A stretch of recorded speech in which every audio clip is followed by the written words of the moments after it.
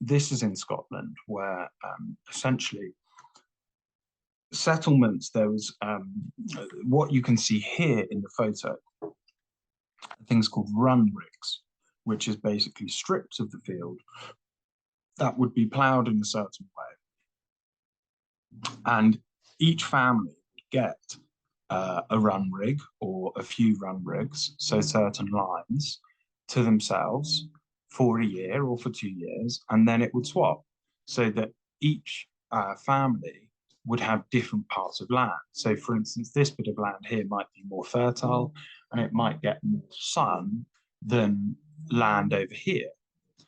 And therefore, more people might want this bit of land, which is why there was sharing in the land and transfers in the land.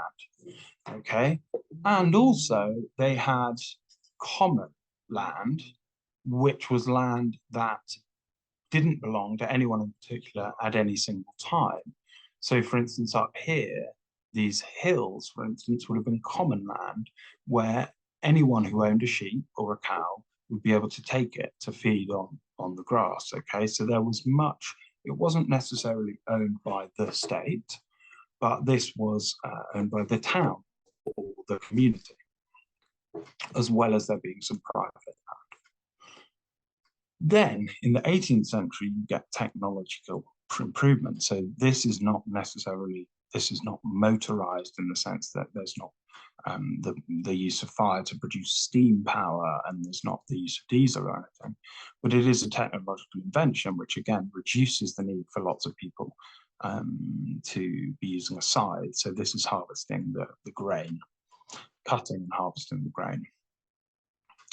And again, what did this mean? Well, you don't need as many people to farm. This one farmer here can essentially harvest his wheat on his own with his machine instead of 10 people. And therefore food production could become more private, fewer people controlling more land. And what that meant in Scotland is that the lowland areas, the flatter areas, were dominated by more wealthy individuals and private farms. And those previous workers who might have in the past had a small area of land each year and the common land got pushed into more remote parts of the country. So for instance, people went to the highlands, the hilly areas, or they went to the coast where they would sell seaweed, literally, and graze cattle on this sort of poor land that was very difficult to grow grain on.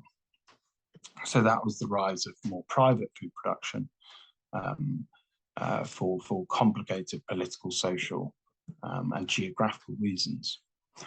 But then things changed again. So you got large demand for cattle, for meat, which could be grazed here. And so you got the highland clearances. So people having been cleared off the low areas, they were then cleared off the high areas as well. And there were lots of reasons for that. Another one is the decline in the price of seaweed. So while this farmer had made his money selling seaweed, then no longer could afford it. So they had to emigrate to other parts of the world, for instance, and then the land became privatized, but more by large companies or lords or individuals. So the point is the price of things has mattered a lot throughout the history of food production, but so has the type of land, things like whether it's flat or not.